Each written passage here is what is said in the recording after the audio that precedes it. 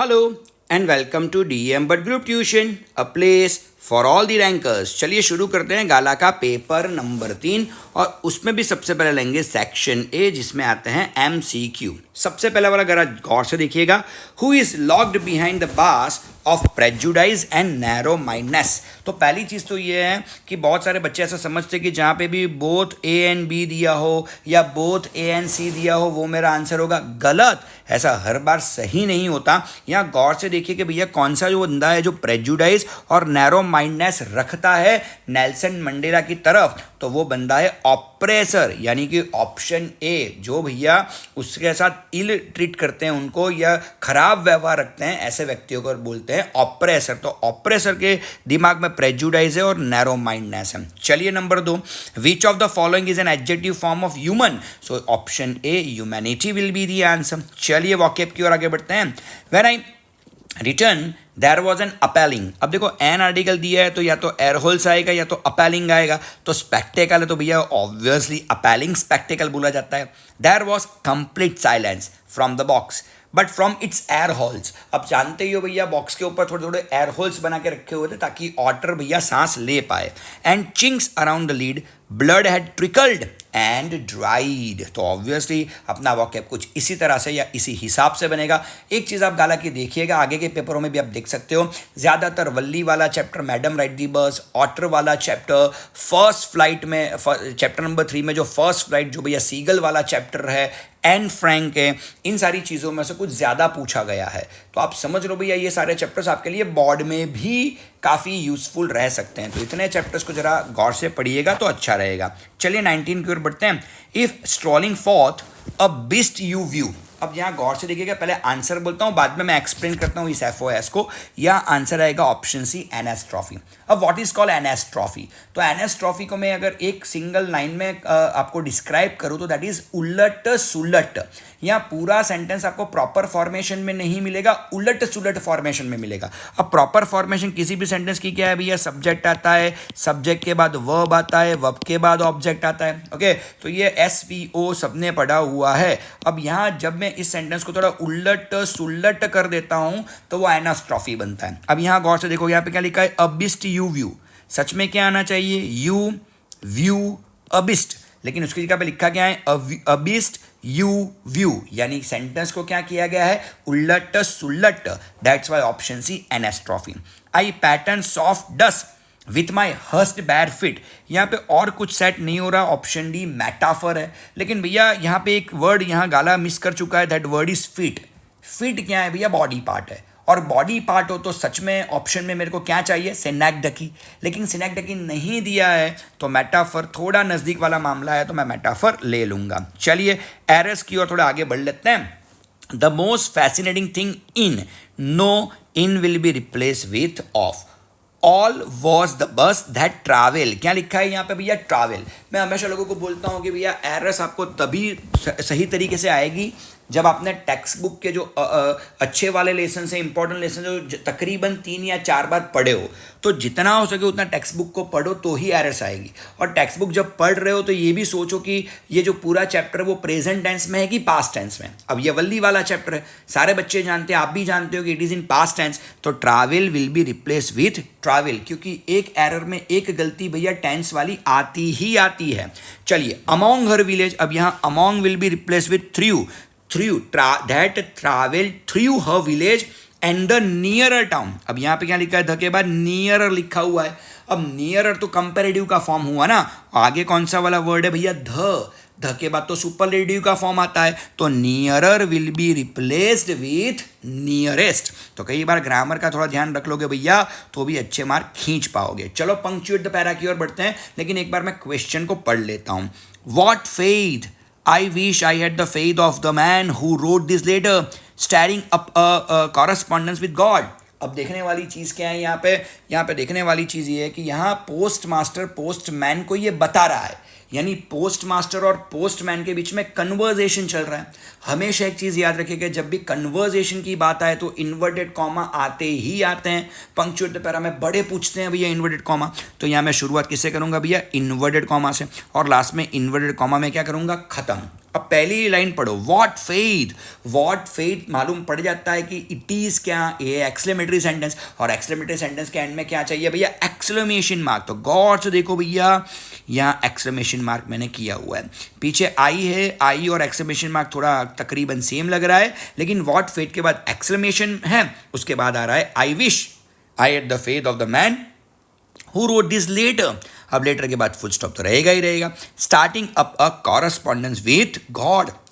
यहाँ पे भैया दोबारा से वो सरप्राइज हो जाता है कि ये बंदा भगवान के साथ बातें कर रहा है, तो लास्ट में दोबारा से क्या आएगा भैया, एक्सक्लेमेशन मार्क, यानी 2 एक्सक्लेमेशन मार्क है, और उसके अलावा अगर आप देखो तो इन्वर्टेड कॉमा शुरू होते हैं और ख़त्म होते हैं, तो थोड़ा बहुत ध्यान रखने की ज़रूरत इसमें भी है। चलिए शुरू करते हैं भैया प्रैपो ब्लैंक्स के साथ।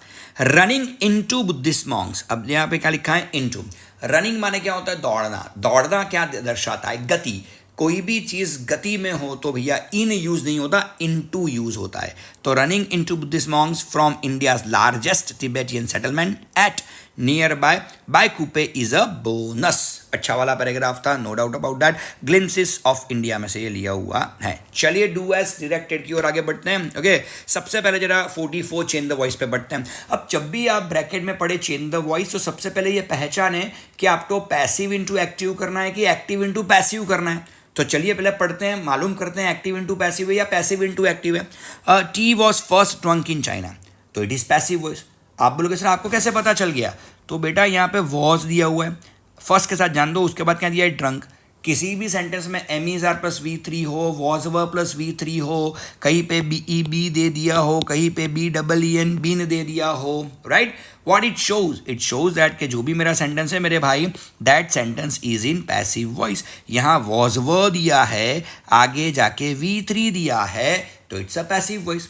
अगर आप बोलोगे सर पैसिव हो तो बाय प्लस सब्जेक्ट भी तो होना चाहिए, हाँ होना चाहिए, लेकिन बाय प्लस सब्जेक्ट देना कंपलसरी नहीं है।